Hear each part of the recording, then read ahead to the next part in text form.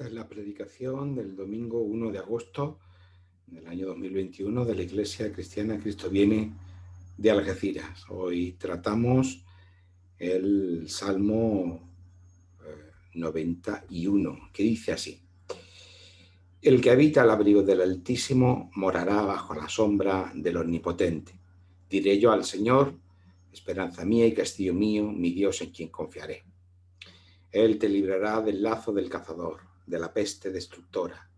Con sus plumas te cubrirá y debajo de sus alas estarás seguro. Escudo y protección es su verdad. No temerás al terror nocturno, ni a la saeta que vuele de día, ni a la pestilencia que ande en la oscuridad, ni a mortandad que en medio del día destruya. Caerán a tu lado 1000 y 10.000 a tu diestra, mas a ti no llegarán. Ciertamente con tus ojos mirarás y verás la recompensa de los impíos, porque has puesto al Señor, que es mi esperanza, al Altísimo, por tu habitación. No te sobrevendrá mal, ni plaga tocará tu morada, pues a sus ángeles mandará acerca de ti, que te guarden en todos tus caminos. En las manos te llevarán para que tu pie no tropiece en piedra. Sobre el león y la víbora pisarás, herirás al cachorro del león y al dragón. Por cuanto en mí ha puesto su amor, yo también lo libraré. Lo pondré en alto, por cuanto ha conocido mi nombre. Me invocará y yo le responderé. Con él estaré yo en la angustia. Lo libraré y lo glorificaré. Lo saciaré de larga vida y le mostraré mi salvación. Amén. Las semanas anteriores hemos hablado sobre una vida que no se marchita en relación al Salmo 1 y una vida justificada en relación al Salmo 4. Hoy hablaremos de una vida protegida en base a este Salmo 91. Pasemos pues y entremos en la presencia de Dios, ya que este Salmo nos retrata de una manera tan vívida y tan expresiva esa presencia de Dios, ese estar delante de Dios en el santuario. La verdad es que de todos los que potencialmente podáis ver o escuchar, así como de los hermanos que presencialmente atiendan a esta predicación, pues evidentemente no sé la circunstancia que todos y cada uno de los que puedan ver o escuchar esta predicación pues puedan estar pasando. No sé cómo llegamos hoy a este momento, qué problemas o qué experiencias o qué dificultades encaramos en estos momentos. No sé cómo nos encontramos, como digo, si nos sentimos capaces, fuertes y con esperanzas, o por el contrario, nos faltan las fuerzas, el ánimo, o la desilusión ha hecho mella en nosotros. Nada de esto es determinante aquí y ahora, porque lo importante es que escuchemos la palabra de Dios que este salmo nos transmite. El salmo constituye una invitación a entrar al santuario de Dios como representación de la presencia de Dios. El salmo constituye una instrucción sobre qué significa confiar en Dios. Y por último, el salmo constituye la palabra misma de Dios, que nos habla y nos interpela de manera personal. En primer lugar, el salmo está dirigido a una persona que ha llegado al santuario. Como ya dijimos semanas anteriores y lo hemos explicado, el santuario es el lugar de refugio para aquel que ha sido acusado injustamente. Pero también el santuario es lugar de refugio para aquel que está acosado por algún peligro o enfermedad, como es el caso de este salmo. Nosotros también hoy venimos a la presencia de Dios, al abrigo de su palabra. Como dice el comienzo del Salmo, el que habita al abrigo del Altísimo morará bajo la sombra del Omnipotente. O como dice otra versión, tú que habitas al amparo del Altísimo, tú que vives al abrigo del Todopoderoso. Santuario, el templo, representa la presencia de Dios. Esta presencia de Dios implica protección, abrigo y amparo. Omnipotente o todopoderoso son dos calificativos que nos hablan de Dios, como aquel que nunca es superado por ninguna circunstancia, dificultad o adversidad, por extrema que ésta sea. Esta persona que ha entrado en el santuario recibe la instrucción por parte del sacerdote acerca de la importancia de la fe que confía, que es lo que leemos en el versículo 2. La palabra de... siempre los salmos deducimos el contexto en el que podían leerse, orarse o recitarse, ¿no? Y hemos visto que en este primer versículo hay una persona que está entrando al santuario, a la presencia de Dios. Y ahora, pues, intuimos que el sacerdote que está recibiendo a esta persona que está entrando en el santuario le dice, porque tenemos esta versión que dice: di al Señor, tú eres mi refugio, mi baluarte, mi Dios, en quien confío. Son las palabras por las que el sacerdote invita a esta persona que está buscando asilo, que está buscando refugio en el santuario, a que confíe que Dios es su refugio, su baluarte, su defensor. La persona que viene al santuario viene buscando la protección de Dios, es invitado a expresar su confianza y su fe en Él. Y también nosotros hoy, que hemos venido a la presencia de Dios, somos invitados a confesar nuestra confianza y nuestra dependencia del Señor, sean cuales sean las circunstancias por las que estemos pasando. Desde el versículo 3 hasta el versículo 13, el Salmo se convierte en un texto sapiencial en el que se está enseñando acerca de lo que implica la fe que confía en Dios. El sacerdote instruye a la persona que entró al santuario en busca de protección, y ahora lo que recibe es, después de esa invitación a confiar en Dios, una instrucción de lo que implica esa fe que confía. Todos nosotros, por tanto, también en esta mañana somos instruidos en esta escuela de la fe que representa este Salmo 91. El Salmo dice: Él te librará del lazo del cazador. Y yo me permito la licencia de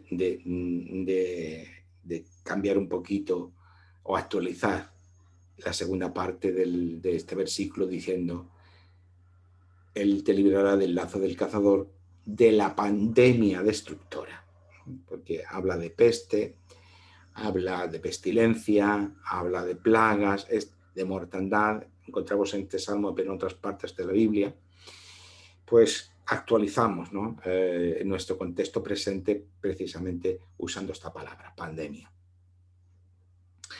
Dios nos libera de aquellas situaciones sobre las que no tenemos ningún control. Y la pandemia nos ha enseñado precisamente algo, es que no tenemos control. Por mucha tecnología y mucho desarrollo científico, tecnológico que tengamos, hay muchos elementos de nuestra vida que se nos escapan a nuestro propio control. Todas estas referencias del Salmo, como digo, que encontramos en otras partes de la Biblia acerca de la peste, pestilencia, plaga, mortandad, pues cobran hoy para nosotros una relevancia especial. Y es cierto que no leemos hoy este Salmo u otras partes de la Biblia de la misma manera en ausencia de la pandemia del COVID-19. En estos tiempos que tanto se han apresurado a calificar ya de post-COVID, o que todos deseamos que esté esta situación pues terminando, pero que mucho nos tememos que todavía nos queda a nivel global, pero por supuesto a nivel de España también. Pues en estos tiempos de COVID nos ha enseñado a leer o nos muestra estos versículos a una luz distinta. De repente estos versículos cobran una actualidad y una importancia que nunca antes hubiéramos pensado. Hasta ahora hablar de peste o de plaga pues nos resultaba algo del pasado, algo que probablemente nuestro imaginario colectivo pues nos remontaba o rememoraba la Edad Media. Pero evidentemente no, es una situación de la vida cotidiana del siglo XXI y sin embargo, ahora desde un año y medio se nos ha hecho presente toda esta situación de una forma especialmente cruda y vívida. Así que con un versículo como el que hemos leído, Dios nos librará de la pandemia destructora, se convierte en una promesa poderosa de Dios para esta escuela de la fe que es nuestro Salmo. De pronto el Salmo adquiere una realidad prometida muy especial. Y prestamos nuestro asentimiento a dicha promesa desde la fe que confía y que hemos confesado con el versículo 2. El versículo 4 continúa diciendo: con sus plumas te cubrirá y debajo de sus alas estarás seguro. Escudo y protección es su verdad. Aquí las plumas y las alas hacen referencia inmediata a los querubines de la tapa del arca que estaba en el interior del santuario o del templo. El arca representa la presencia de Dios, lo hace el templo en su conjunto, el santuario en su conjunto, y de forma específica el arca que se encuentra en el lugar santísimo. Las alas de los querubines implican una doble metáfora de la presencia y del cuidado de Dios con su pueblo. Pero también Dios es esa ave que con sus plumas protege y cuida a sus polluelos. Podemos expresar nuestra dependencia y confianza en el Señor, que bajo sus alas, de manera maternal, nos cuida y nos protege. Pero también su verdad, o también, como puede traducirse, su fidelidad, se convierten en nuestro escudo y nuestra protección. La protección de Dios no se hace solamente como una promesa que debe aceptarse de manera fideísta, es decir, solamente en términos de una fe ciega, sino sobre la fidelidad de Dios a su pacto. Dios es fiel a la palabra dada, Dios es fiel a sus promesas. Así que si tenemos su promesa de que Él nos libra, podemos estar seguros de su fidelidad a la palabra dada. Cuando tenemos promesas en la Biblia, hechas de parte de Dios, tenemos la base, la confianza, esa fe que confía, se pone en la palabra dada por Dios y en la fidelidad de Dios a su propia palabra. ¿Por qué? Porque no olvidemos nunca que la palabra de Dios es su Hijo, Cristo mismo. Por lo tanto, Dios, cuando se entrega a través de su palabra, la persona de su Hijo, y entrega su promesa, se está comprometiendo consigo mismo. Su palabra no es algo que dice como algo ajeno a sí mismo, sino que su palabra es la entrega de sí mismo en la persona de su Hijo. Y por lo tanto, Dios se muestra fiel a su palabra dada, no como algo que promete fuera de sí mismo, sino como fidelidad consigo mismo. El Salmo tiene una progresión narrativa, de manera que el Salmo, en función de lo que ya está dicho, ahora lo que va haciendo es como si fuera en círculos concéntricos, va ampliando en un círculo, en otro, lo que previamente ya se ha planteado, se ha dicho. Por eso los versículos 4 y 5 sigue diciendo: no temerás al terror nocturno, ni a la saeta que vuele de día, ni a la pestilencia que ande en la oscuridad, ni a mortandad que en medio del día destruya. El día y la noche representan los extremos de una totalidad, es decir, que Dios nos protege sin importar las circunstancias, en todo momento. Y como digo, las referencias a la pestilencia y a la mortandad se nos unen hoy a todas esas imágenes que hemos visto a lo largo de esta pandemia. Este virus silencioso, que en muchos casos se presenta asintomático y como tal inadvertido, cruzando todas las fronteras físicas, geográficas, sociales y personales. En este contexto, el versículo 7 emerge con una fuerza expresiva especial. Caerán a tu lado 1000 y 10.000 a tu diestra, pero a ti no llegarán. Nos contemplamos imaginariamente, el Salmo nos invita a ello, en medio de la muchedumbre y vemos que a nuestra izquierda se contagian 1000 y a nuestra derecha se contagian 10.000. Sin embargo, el que se sabe protegido por Dios confía en que la pestilencia, la mortandad, se pararán en torno a aquel que confía en el Señor. Después veremos que esto no es una creencia mágica, ni que debe aplicarse de manera exclusivista. Ahora lo hablaremos sobre este tema. No obstante, esta expresión de confianza, de aquel que confía en Dios, se sabe protegido. No es una descripción científica ni explicativa del por qué ocurren las cosas. No es tampoco la explicación de que a unos sí y a otros no llega la enfermedad. No es esto, y no debemos leer ni esta ni ninguna otra promesa en este sentido, ¿no? Como yo creo, entonces a mí no me va a ocurrir, pero los otros, como son incrédulos, sí les llega y sí les pasa.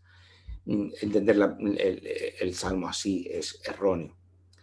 El texto no intenta darnos una respuesta sobre las causas o los efectos, como si se tratara de una ley que nos explique cómo funciona el mundo.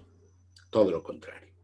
Lo que aquí tenemos es una explicación desde la fe. La acción de confiar en el Señor nos hace tener una perspectiva nueva de la realidad. No decimos que nos sabemos protegidos, no decimos que nosotros seamos mejores que nadie y que a nosotros no nos van a ocurrir cosas malas.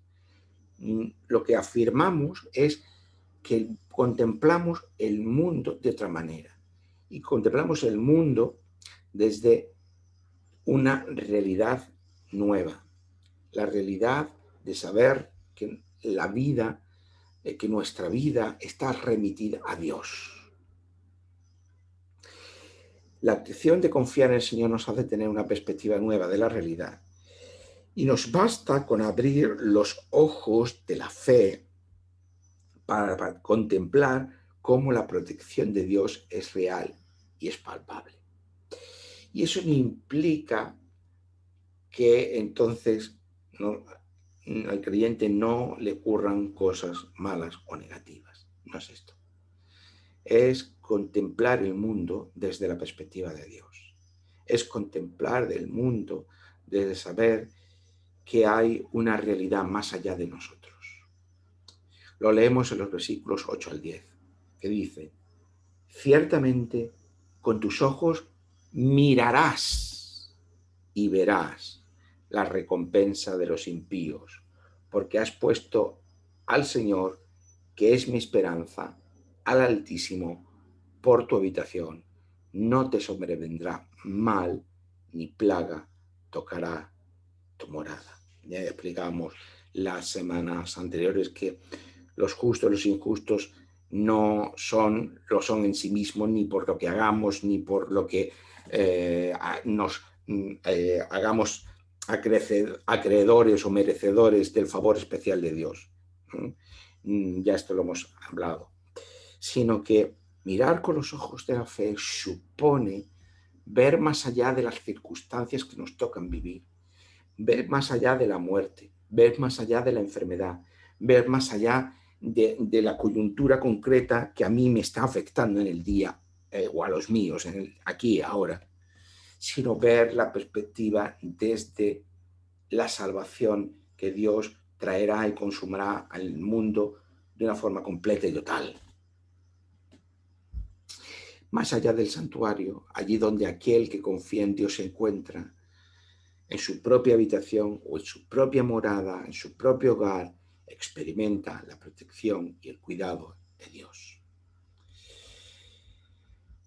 En esta pandemia hemos también aprendido que, por un lado, nuestra casa se convirtió en lugar de protección, pero también en un lugar de reclusión y en lugar de confinamiento. Incluso también aprendimos que nuestro hogar, que para nuestra cultura representa el culmen de nuestra vida privada, allí donde estamos a salvo y nos sentimos protegidos en nuestro refugio, a salvo de las dificultades de la esfera pública. Y bueno, pues si tenemos dificultades con nuestro trabajo, en el ámbito pues de amistad o en otros ámbitos públicos donde nos podamos mover, llegamos a la casa, al hogar, buscando el refugio y la protección. Y sin embargo, esta pandemia nos ha demostrado que incluso ahí, en el interior de nuestro hogar, estamos expuestos al contagio y a la invasión del virus. Y por tanto, eso ha generado para mucha gente una sensación de profundo desamparo. Muchos de los se nos viene advirtiendo que esta pandemia dejará profundas secuelas a nivel psicológico y psiquiátrico en muchas personas. En gran medida, una de esas fuentes de angustia y de ansiedad es precisamente esa situación de desamparo que en nuestra propia hogar, allí donde pensábamos que podíamos tener seguridad, esa seguridad está garantizada. Pues bien, desde los ojos de la fe, lo que somos capaces de contemplar, de mirar, de descubrir, es que no es que nuestra habitación o nuestro hogar se convierta en nuestro refugio, que nos damos cuenta de que eso también lo hemos perdido, sino de que la presencia de Dios, Dios mismo, se convierte en nuestra habitación. Es más, que habitamos la presencia de Dios. De manera que ahí sí, y en medio de las dificultades, nos sabemos a salvo y por ello confesamos con el Salmo: no te sobrevendrá mal, ni plaga tocará tu hogar. Porque nuestro hogar es la presencia de Dios. Y sigue diciendo los versículos 11 al 13. Pues a sus ángeles mandará acerca de ti, que te guarden en todos tus caminos. Mandará cerca de ti que te guarden en todos tus caminos. En las manos te llevarán para que tu pie no tropiece en piedra. Sobre el león y la víbora pisarás, herirás al cachorro del león y al dragón. Las imágenes y las metáforas en esta parte del Salmo se suceden sin solución de continuidad. Por un lado, somos guardados por los ángeles, allí donde vayamos en todos nuestros caminos, incluso somos llevados en volandas para que sin tocar el suelo no tropecemos ni caigamos. Y por otro lado, herir al cachorro del león, pisar la víbora y el dragón son expresiones bíblicas acerca de la victoria sobre el mal presente en el mundo.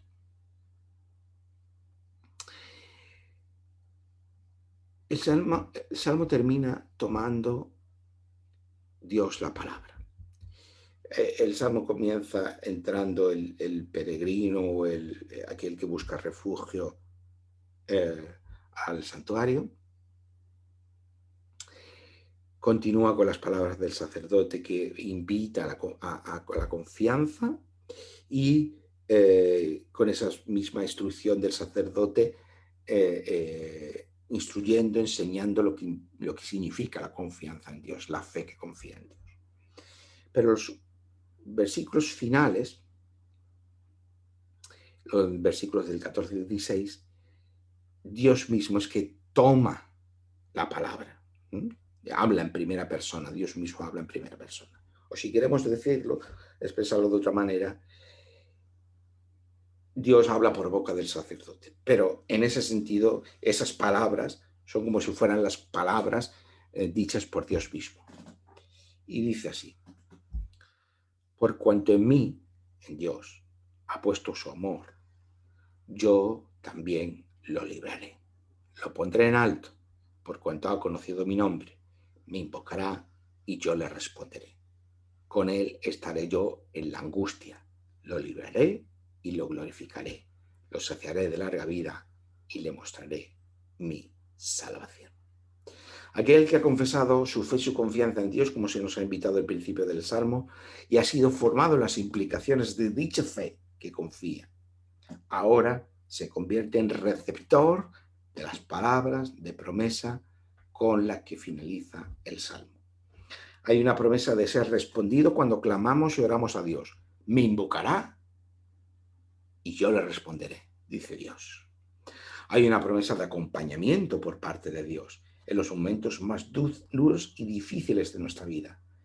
Nos dice Dios: con Él, contigo, tú que confías en mí, estaré yo en la angustia, en tu angustia. Y hay una promesa de salvación y de una vida longeva. Lo saciaré a aquel que confía en mí, de larga vida, y le mostraré mi salvación. Y ya sabemos que la larga vida implica en la Biblia, en muchas partes de la Biblia, donde todavía la esperanza final no está totalmente definida, porque no ha avanzado lo suficiente la revelación y por lo tanto no está muy consolidada la esperanza sobre el final. Esa esperanza de los cielos nuevos y la tierra aún no está definida. Como digo, en muchas ocasiones esa expectativa, esa esperanza de la salvación de Dios se muestra o se expresa a través de una larga vida, de una vida de muchos años. Y eso es lo que aquí se expresa. Y hasta aquí las palabras de nuestro Salmo, ¿no? Espero que sean palabras reconfortantes y de ánimos para todos en estos momentos, por aquellos que sufren por el tema del COVID. Todos en alguna mayor o menor medida lo sufrimos las consecuencias, pero uno de una forma más directa que otro, pero también de cualquier otras circunstancias difíciles por las que hoy estemos pasando. Sin embargo, el Salmo también encierra el peligro de la tentación de convertirlo en un amuleto o en un intento de manipulación de Dios. Y es que, como ya he mencionado anteriormente, podemos entender que efectivamente estamos por precisamente no mirarlo con los ojos de la fe, sino con los ojos de un racionalismo férreo, en el sentido de que decimos, estas son las promesas de Dios, yo las tengo que interpretar de manera literal y por lo tanto Dios tiene la obligación de cuidarme y protegerme aquí, ahora, incluso por encima de cualquier actitud prudente que yo o de autoprotección que yo pueda llevar a cabo. Este es un enfoque erróneo y equivocado, y así nos lo muestra el Evangelio. Y lo vemos en la tentación satánica que Jesús supera. Jesús es tentado en el desierto durante un cierto periodo de instrucción y está sometido a 3 tentaciones. Y una de ellas es la que leemos en Mateo, también lo tenemos en el Evangelio de Lucas, pero lo vamos a ver en Mateo capítulo 4, versículos 6 y 7, que dice: si eres hijo de Dios, dice Satanás, la tentación satánica, a Jesús: tírate abajo. Está en el pináculo del templo. Si eres hijo de Dios, tírate abajo. Pues escrito está. Y se cita esta parte del Salmo 91 que nosotros hemos analizado hoy. A sus ángeles mandará acerca de ti, y en sus manos te sostendrán para que no tropieces con tu pie en piedra. Era, en cierto modo, bajo esta lógica, diríamos, racionalista, aquí está escrito esto está prometido aquí, y por lo tanto esto se tiene que cumplir, y máxime si tú eres hijo de Dios. ¿Cuál es la respuesta de Jesús? Jesús le dijo: escrito está también, no tentarás al Señor tu Dios. Las palabras del Salmo 91 se convierten en la tentación de usar las promesas de Dios en el aquí y el ahora, según la voluntad nuestra, según la voluntad propia. Este uso del Salmo o de cualquier otra parte de la palabra de Dios, de querer obligar, de sentirnos en el poder de obligar a Dios a actuar aquí y ahora, porque yo lo digo, porque yo lo espero, porque yo lo necesito, está calificado en el Evangelio como tentar a Dios. Las promesas de protección, de cuidado y de salvación de Dios son ciertas, y como tales las confesamos a la luz de la palabra y de la fe que confía. Sin embargo, para todos aquellos que en las iglesias han pretendido y pretenden que Dios actúe en su aquí y su ahora, según ellos mismos estipulen por su propia voluntad, o según nosotros mismos estipulemos por nuestra propia voluntad, la advertencia es clara. Eso supone tentar a Dios. La fe que confía espera en las promesas de Dios, pero su consumación y su cumplimiento son de Dios y nunca nuestros. La vida humana tiene un grado de indisponibilidad, de una falta de control, de una imposibilidad completa de autoafirmación, que nos lleva a vivir todas sus precariedades, también bajo la fe. No vamos a salir siempre triunfantes en las circunstancias que nos toquen vivir. Y eso también es vivir, aceptar eso también es vivir bajo la fe. No es una fe mayor porque pretenda ser siempre una fe exitosa. La fe que no experimenta el cumplimiento de lo prometido, la fe que no experimenta el cumplimiento de lo prometido es también fe. Y por cierto, una fe mayor que aquella que vive únicamente de resultados.